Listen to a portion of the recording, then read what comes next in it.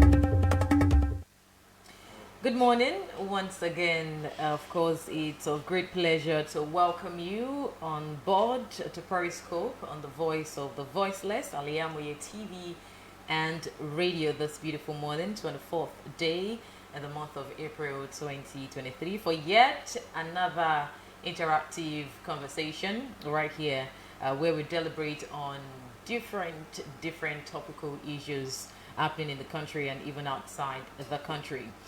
Definitely, you can watch us live presently on Facebook at Al-IyamoyeTv and radio. So welcome to Periscope this morning. We have a fantastic topical issue that we want to discuss this morning. My name is MODUPE AKINYOSOYE.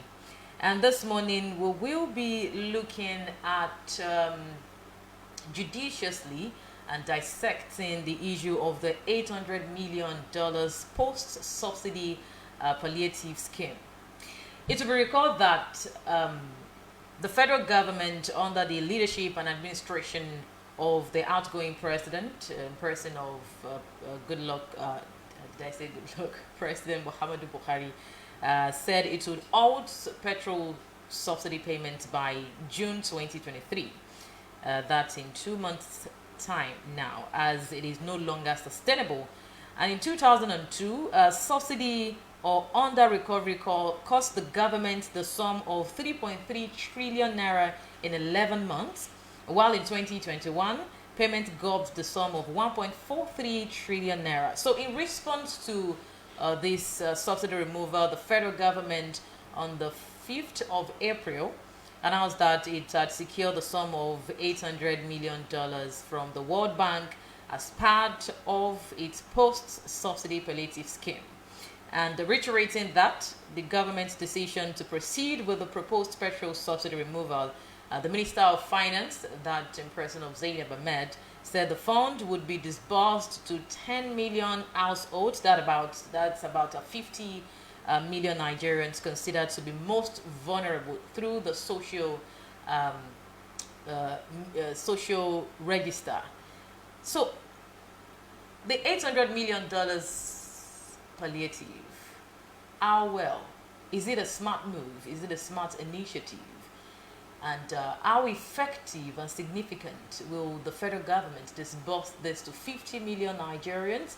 That's about 10 million Nigerians, I beg your pardon, and 50 million households. How effective will this 800? Is it even a smart move at this moment where our fuel are not produced and refined locally?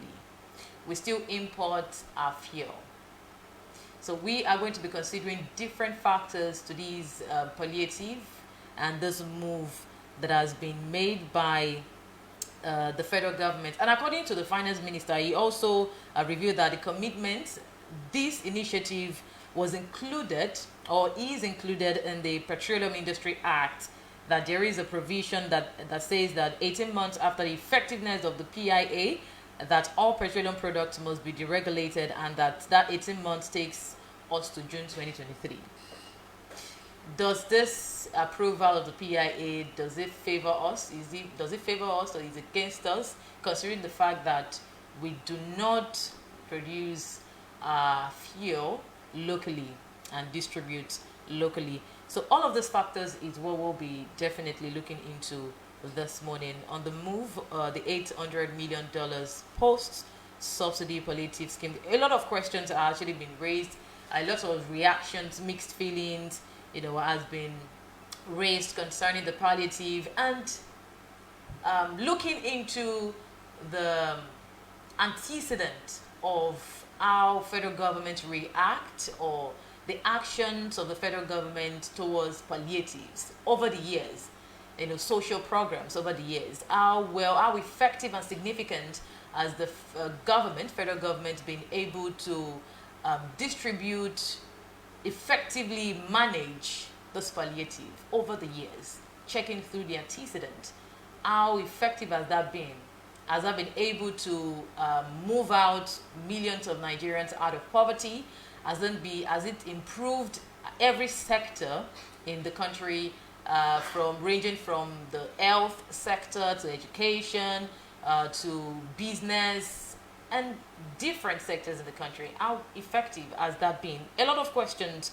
And even the World Bank recently revealed that the $800 million was not a grant, it is a loan. Contrary to what the federal government revealed, that it was secured and a grant. Do you see any foul play? Is it that the federal government is trying to play safe and not reveal to the populace or reveal to the citizen that it is another loan? And even considering the statement from revelation from the the Minister of Finance, Zainab Ahmed, saying that Nigeria's debt has now increased to 6 trillion naira. Isn't this alarming? A lot of questions we have to even, of course, and get answers to this morning. And even as regards our production, our local production, fuel production, is it the right time to remove fuel subsidy? A lot of these are what we're going to be discussing this morning. We'll go on a quick short break to bring our guests in to do justice to this topic this morning, talking about the $800 million post-subsidy palliative scheme. We'll be right back. Stay locked to Al-IyamoyeTv and radio.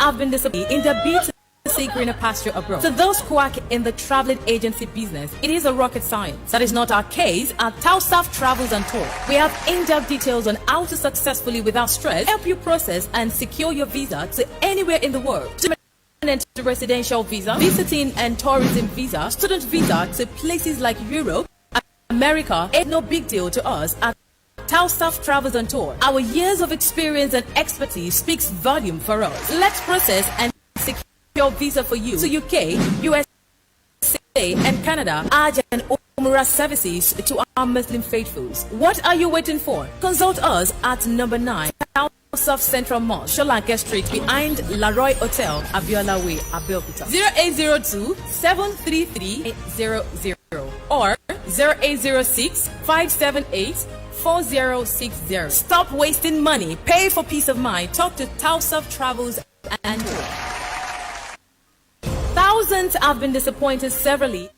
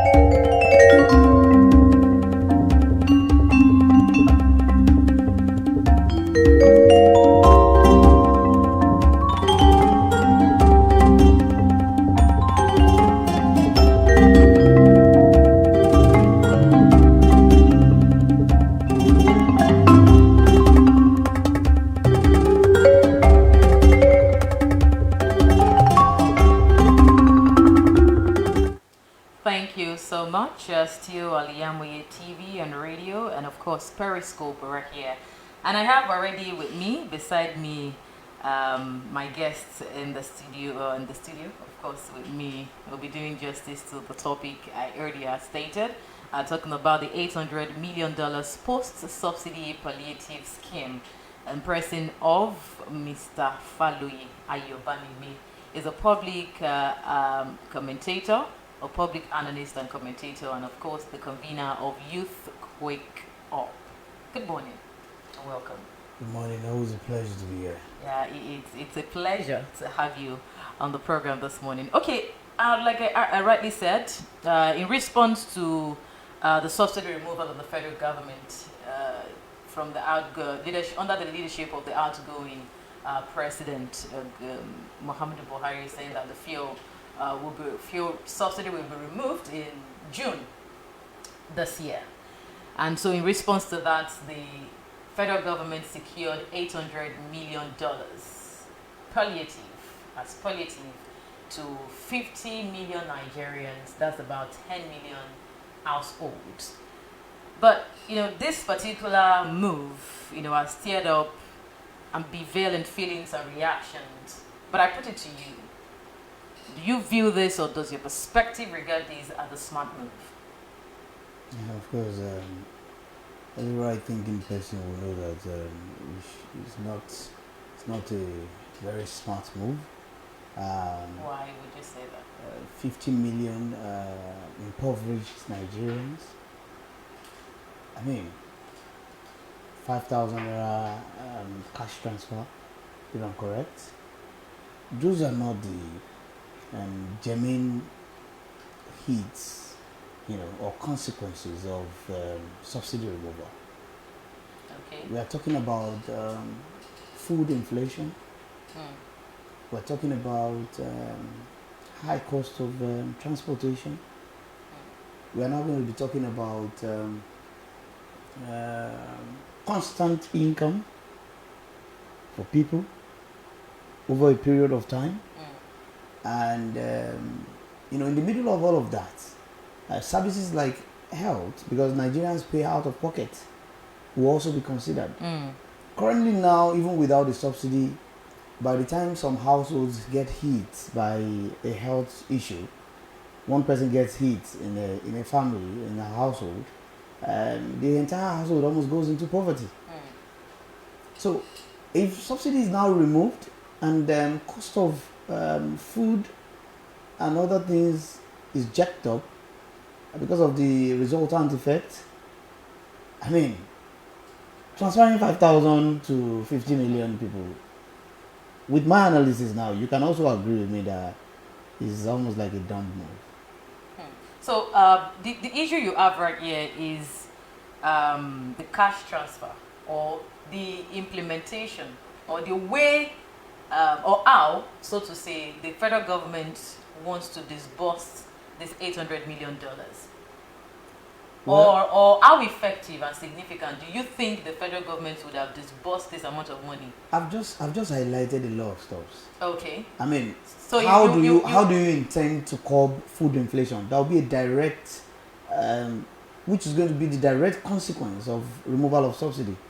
Because if you study the microeconomics of the country so well, you know that when something affects the transportation in the country, then every other thing is affected. Cost of food would jack up. That's food inflation is going to come up. Definitely. And incomes of people have not been substantially amended to the realities of today. I mean, some people are collecting salaries that they've appropriated to them since the last 2 decades. No increment, no new allowances, and you expect that same salary to cope with a subsidy removal tenure where food inflation will probably be higher than what we have ever experienced before. I mean, there was no subsidy removal, we had food inflation. We knew the consequences on people's income and all of it. So if you put all of these things together, you understand that indeed it's not a wishy-washy plans that can really subdue the consequences of subsidy removal. For every reasonable person, I mean, one would have expected a smart set of leaders to have had close to 1.5 years or thereabout. I mean, it was bound that at a particular point in time, Nigeria will not be able to finance the subsidy. I mean, the warnings were coming almost forever. I remember the last elections, it was one of the manifesto of one of the candidates for presidency. Not this election, the previous election. So, I mean, you had almost like forever to plan for this removal. But here we are again. We want to jump into it. And of course, the same Nigerian people that have been enduring and persevering for for the looting and the misappropriation and financial malfeasance of the political class are still the ones to bear the brunt of the correction of the anomalies committed by the same people trying to correct their wrongdoings. I mean, we should be fair on the Nigerian people. At this point, you could see the effects of the last cashless policy implementation, the scarcity of cash, and all of the, consequential experiences that we had close to last year and this year. I mean, these things don't just go away. It's going to dent people's health, mental health, a lot of trauma, a lot of, emotional trauma, a lot of mental health issues. If you read the news, you'll be seeing things like neighbors stabbing themselves to death. I mean, a lot of abnormal things are happening. A lady sold a baby, just to pay back loans. I mean, these are our realities.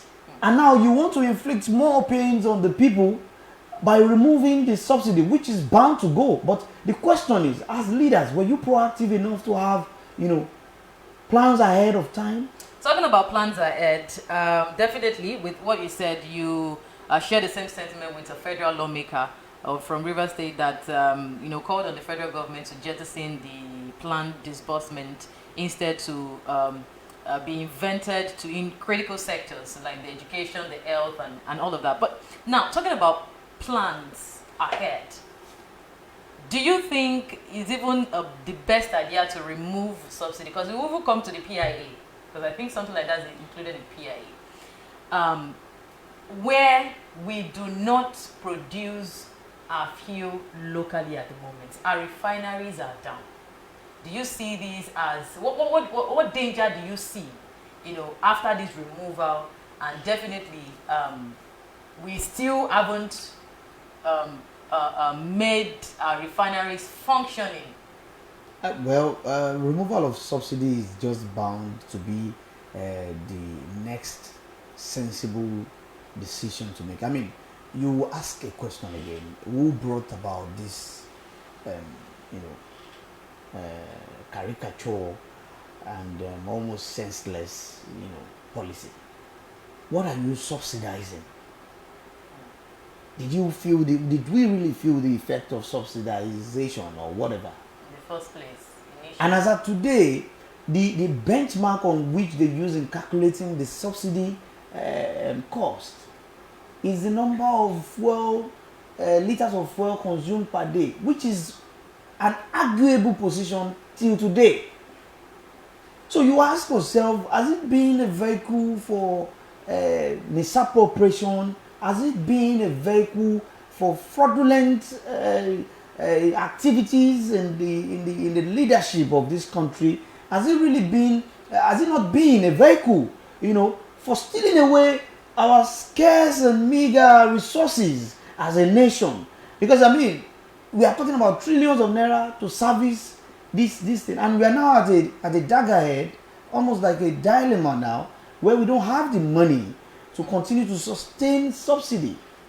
The subsidy we are not even feeling.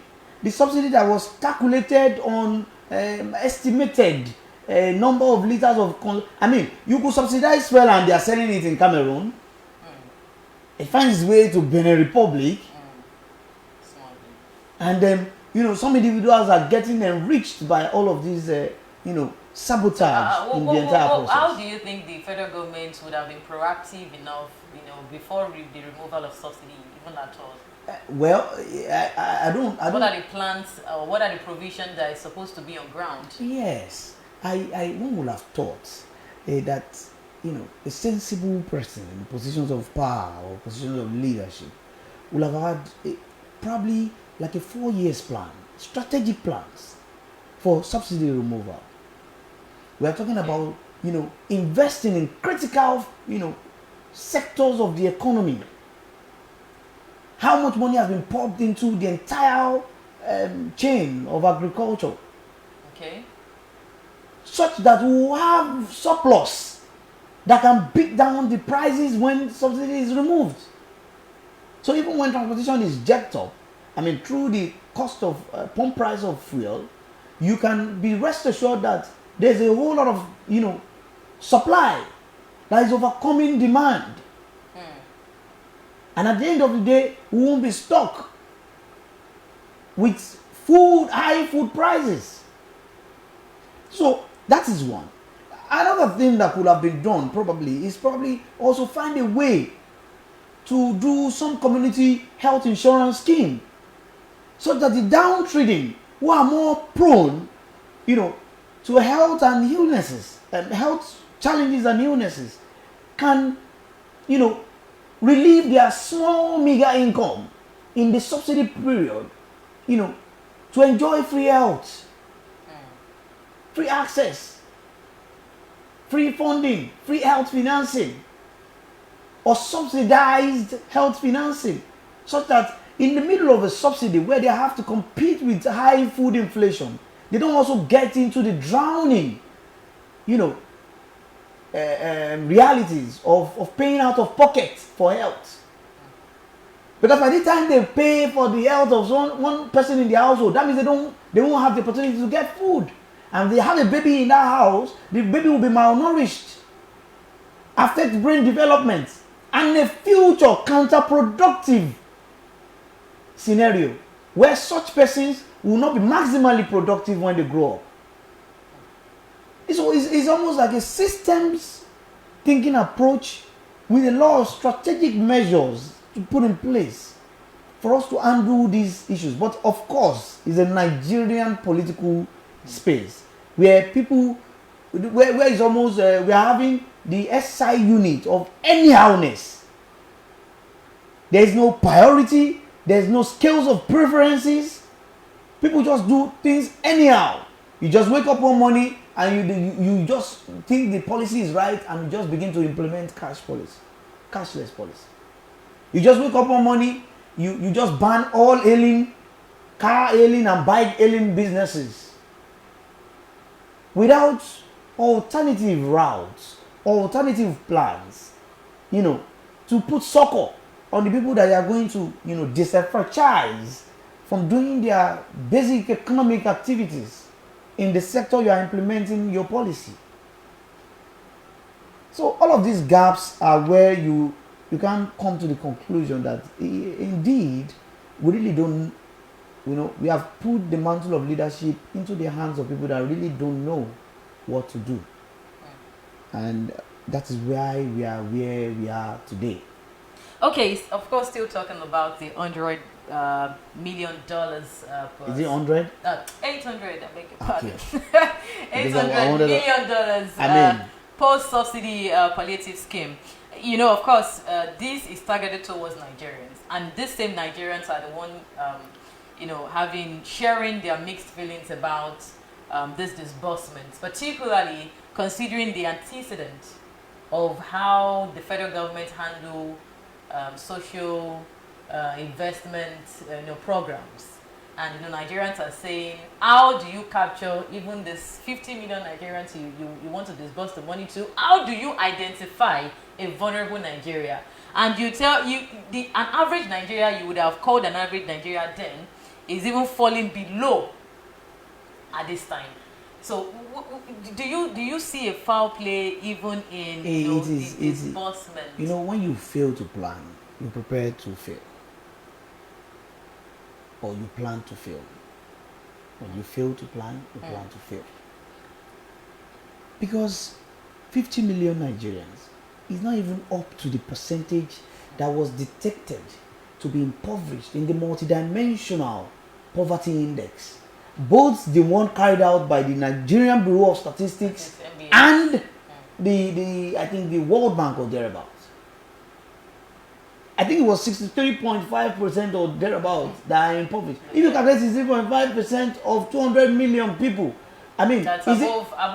Is it 50 million? Is it not more than 50 million? So if you sink all of this money to just take care of 50 million people, if truly they are even implementing it, to say that they are doing it the right way, or they've done the collection of names into the register the right way, and they've done an update, because these registers, you will be surprised, they collected the information maybe 10 years ago. I mean, who says more people have not been added to the poverty this thing? Who says all of them are even captured in the register? And who says there are not even political machineries that were put into the register?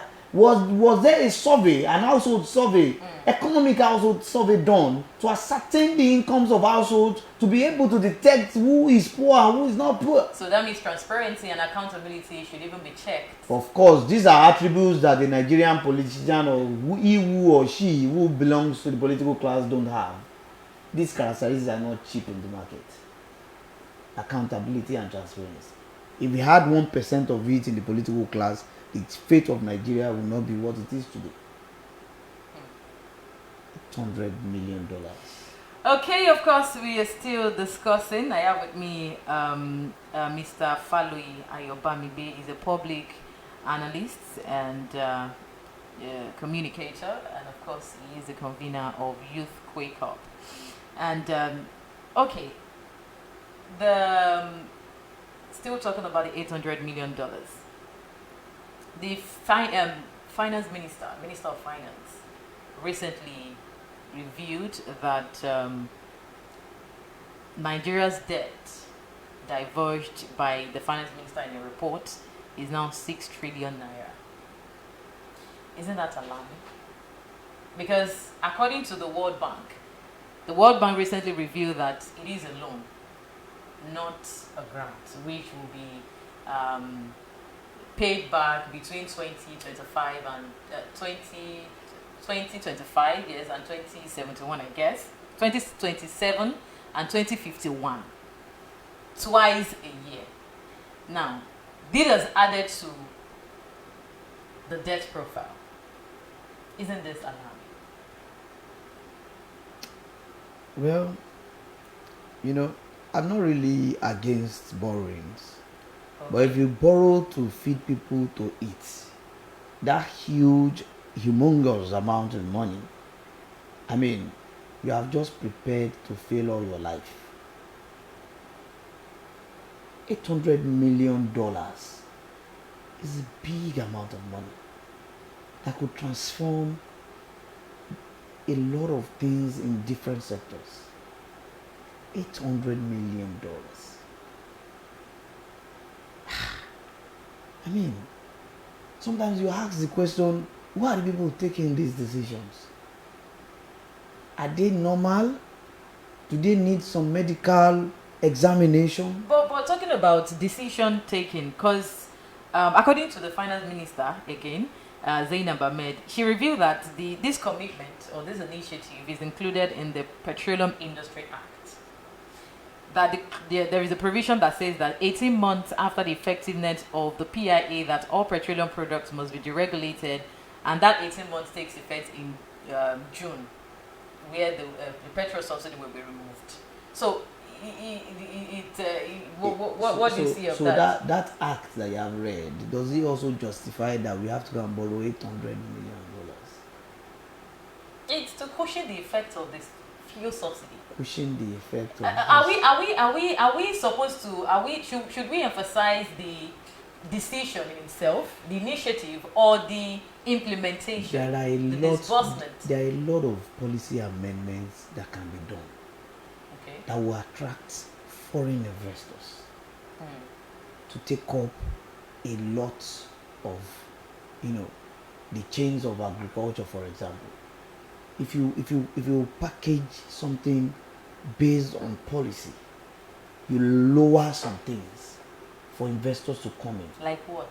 Can you school us? Like probably, taxes, processes and procedures, bureaucratic processes and procedures of getting licenses, a lot of things. A lot of things can be, waived for people to easily find Nigeria as a destination to invest their money. You could even grant, it is better for us to even grant some existing businesses some scale-up funds. Maybe that will increase their capacity for production. And of course, when subsidy removal begins to bite hard, the return compensation will be that they make those produce available at some subsidized or discounted rates to the people. Just like there's tax waiver for Dangote to do some roads, we could come up with beautiful innovations of policies like that. But this habit of borrowing, and everybody is just spending and spending. They bought fire trucks. They bought in this last month about few weeks to leave office. If you ask her now, she will say they've started disbursement of the 800 million. So people cannot even protest now and say that they should return the money. Of course, the federal government said there's no going back. Oh, that and they are working with the council, what's it called, that will bring in the incoming government, incoming administration. We have just been, unfortunately shortchanged by the people that we put our trust in to lead this nation and lead it well, but not astray. I mean, if you are in the situation of Nigeria, or your company is in the situation of Nigeria, do you think that you would take that kind of decision at this critical point where you go and borrow humongous money when you don't even know what lies in the future? Who knows if a world recession would hit very soon? Which we do not pray. So what happens? Must we always put our lives on inshallah and vibes? Countries have been great duly by planning, strategically planning. We don't save, we don't do anything. We just wake up on money as if we're going this path. I mean, these are times for reflection as a country. I mean, for us as citizens of this country, I feel that it is time for us to reflect. Somebody just used 500 billion naira or thereabout to conduct a sham of an election. I mean, the person is not being asked for accounts. The person is not being transparent with all of the expenditure. I mean, because if you have spent that much money on that election, it shouldn't have come out that way. But nobody's asking questions.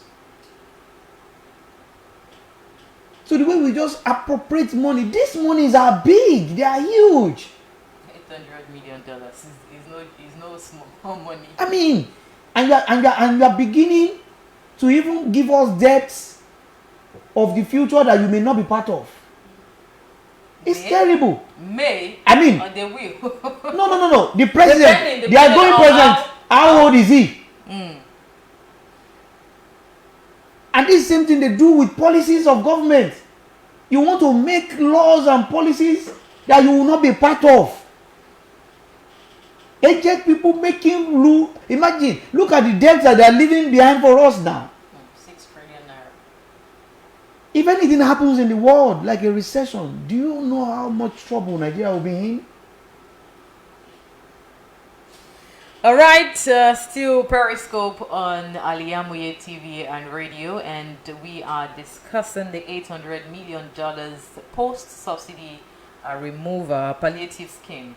And of course, the effect, how effective, how significant will this initiative or this move go after the petrol or the fuel subsidy removal? Quickly, because of a time, just now, like I earlier said, that the federal government, or it has been reported that the federal government, there's no going back on this, they are doing this. And we are hoping for an effective and significant disbursement and implementation or utilization, so to say. What is the way forward? What should Nigerians hold as hope for Nigeria?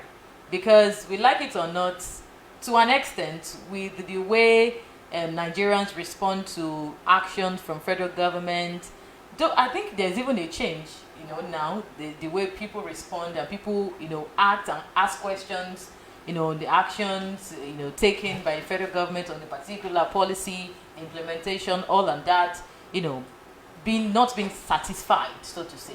But then it has not gone beyond not being satisfied. We've not seen actions, we've not seen change, so to say. So where do we fall? What do Nigerians fall back to? Because we like it or not, if the incoming administration, President-elect Bola Tinubu, of which he also stated while during his campaign that he would remove the fuel subsidy, what are Nigerians going to fall back on? Or what are the steps? How do we embrace this, irrespective of how the federal government choose to utilize this $800 million? There are short-term approaches and long-term approaches. Okay. If the subsidy is removed, which is going to be definitely removed, the short term is now when Nigerians need to rethink as a people. The worship of money has to be looked into by all of us. The monetization of everything must begin to be looked into. I mean, we must begin to use what we have judiciously and be contented with what we have.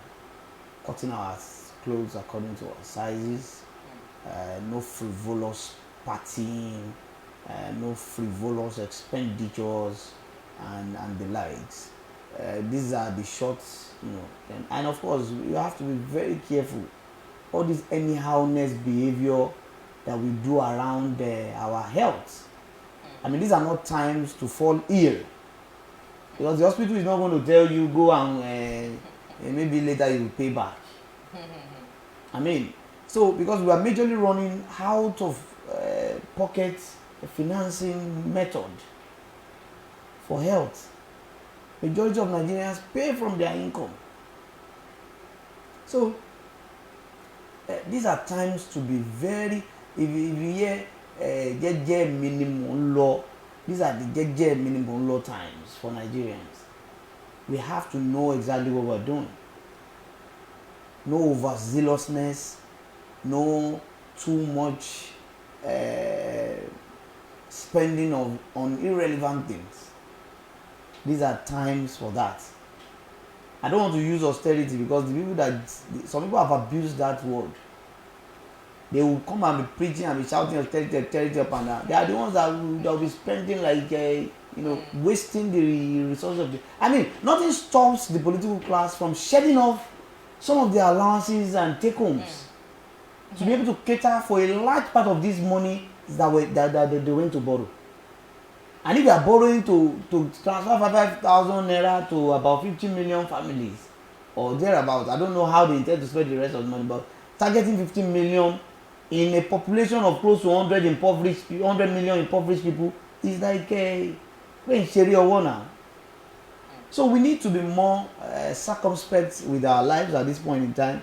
These are not times you put earpiece in your ear and you're walking by the roadside carelessly, so that aimlessly, so that one guy that jumped the driving school and used the back door to get license will now come and hit you. I mean, these are extra careful times, and I mean extra careful times. I mean, at the hospital we have seen people, losing their health status because they couldn't afford to pay. So we must be very careful. These are not times where tanker will fall. You now go and say you are scooping petrol. Very dangerous. I mean, when the federal government is already cooking fire for you already, you now say you want to work again.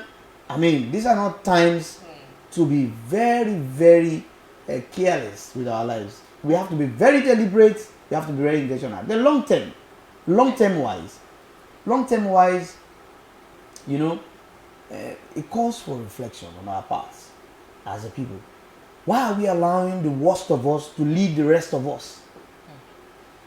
Why are people that have knowledge about exemplary leadership and exceptional characteristics, why are they staying behind? It's obvious.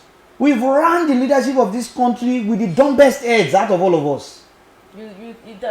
That's your view. It is because some analysts actually and some we could see these people are not outside Nigerians. They are not foreigners. They are Nigerians, and people. Of course, we can't have the same view of a particular person. But in using as an example, Buhari, when Buhari was campaigning, when he wanted to the 2015 election, people vowed for him. They said he's a good, as good leadership character. Of course, we know people, or we've seen people that before they got into position, and they told you they could vow for them, and they told you that with his good leadership character, and they told you that he also has good economic mentality, or knowledge. Go ahead. You see, leadership in the 20th century is different from a 1977 ideology, and that's why we keep telling them. Imagine how they carried out the elections. You have a sophisticated gadget like the beavers, and all you can do is to take attendance and be snapping paper.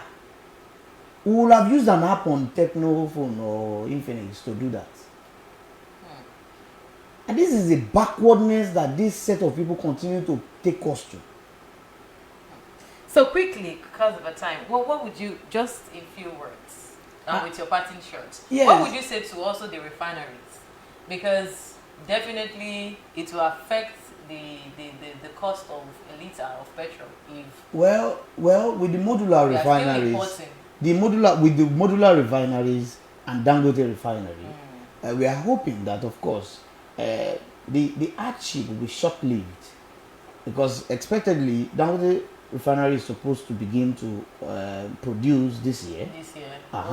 Then we already have a lot of modular refineries that have already been licensed by this same administration. So if we put all of that, and there are also plans by the NNPCL to, you know, privatize some of the existing refineries. So if you put all of this together, you see that there is a manner at the end. But this short period, I mean, a whole lot of hardship that may even cost a whole lot of losses on lives and properties would actually happen. And that is why we are saying that, you know, going forward, we must not continue to do things the same way and expect different results. This has always been the approach of the leaders of Nigeria. You wake up one morning and you jump into policies without strategically, you know, considering, be empathetic with the larger population who are really impoverished in all of your implementation. Look at the hardship we went through with the cashless policy. Beautiful policy, but stupid implementation. I mean, these are some of the reasons why I said that the people that come to lead us are like the worst of us. And we must begin to embrace the best of us coming to lead the rest of us. All right, that will be the size of a package, and I would want to thank you very much for staying there right at Al-IyamoyeTv and radio. Of course, we'll do this again tomorrow, same time, Periscope on Al-IyamoyeTv and radio Facebook. Don't forget to follow us on all our social media platforms, Facebook, Twitter, and Instagram at Al-IyamoyeTv and radio. Thank you so much, Mr. Falui Ayobamibe, for coming around this morning. Always a pleasure to be here. He's a public analyst and commentator, and of course, he is the convener of Youth Quake Up. Thank you so much. I remain MODUPE AKINYOSOYE.